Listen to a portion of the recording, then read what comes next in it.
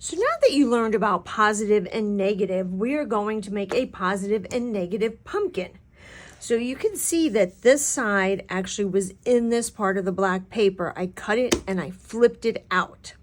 You can also see the pattern that's here is the pattern that's here. This one matches this. This matches this, this and this, this and this. So everything is a mirror image. So to start with, you're going to start with just a square piece of paper. I'm going to start with orange. And then you're going to have half the size of that in the black.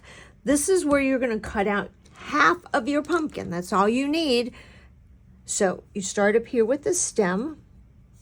And remember, yours does not have to look exactly like mine, but we want to take up most of this black paper. So then go out and down.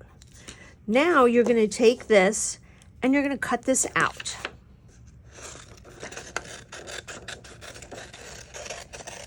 Be careful to cut it out in one piece. You don't want 2 or 3 pieces. You have to keep this all as one piece of half of a pumpkin. Be careful with this stem. You don't want to lose your stem. Though if you do lose your stem, you can glue the stem back on. But other pieces, not really. There we go. So we've got this with this. Now you're going to take your glue stick. Make sure you do all your edges. And you're going to take this and you're going to line it up right to the edge of your orange paper.